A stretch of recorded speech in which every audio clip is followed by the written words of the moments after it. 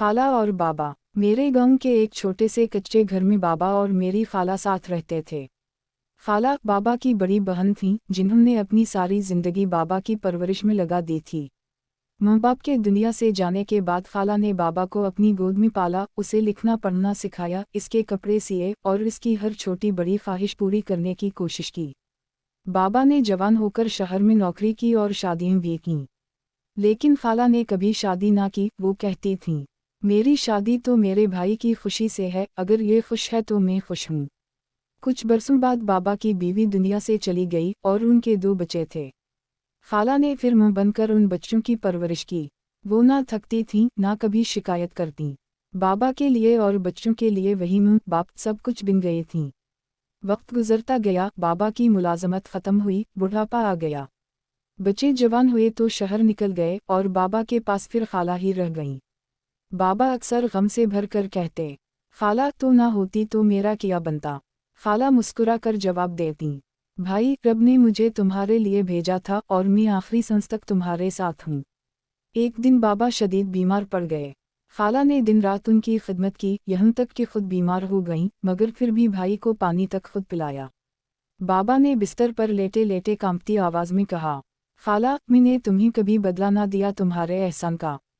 खाला ने भाई के माथे पर हाथ रखा, आंखों में आंसू आ गए और कहा, भाई तो सलामत रहा, बस यही मेरा इनाम है। मैंने रब से कभी और कुछ नहीं मांगा। बाबा की आंखों से भी आंसू बह निकले। इसे एहसास हुआ कि सारी जिंदगी जिस औरत ने मुंह बनकर उसकी देखभाल की, वो एक लफ्ज़ शिकायत के बगैर इस पर कुर्बान हो गई। कुछ ही दिन बाद खाला की तबीयत बिगड़ गई। बाबा ने इन्हें दवा पिलाई, लेकिन खाला कमज़ोर हो चुकी थीं। जाते जाते इन्होंने बाबा का हाथ थामा और कहा, भाई अगर मैं चली जाऊं तो गम ना करना।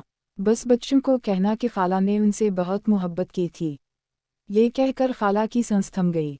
बाबा जैसे टूट गए और उस दिन इन्हें अंदाज़ा हुआ कि खाला ने उनके लिए कितनी बड़ी कुर्बानी दी थी।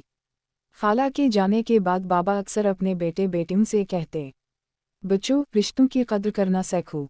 खाला ने मुझे जीना सिखाया, अगर वो ना होती तो मैं कभी इंसान ना बन पाता। खाला के एसार की दास्तान पूरे गांव में फैल गई। लोग इनकी तारीफ करते ना थकते और बाबा के आंसू बहते ना रुकते। अखलाकी सबक। ये कहानी हमें सिखाती है कि रिश्ता चाहे मां का हो, बहन का या खाला का, असल मोहब्बत वही है जो बेलौस हो, जिसमें बदले की उम्मीद ना हो। खाला ने दिखा दिया कि मां सिर्फ जन्म देने वाली नहीं, परवरिश करने वाली भी होती है, और जो दिल से साथ दे वही असल रिश्तादार है।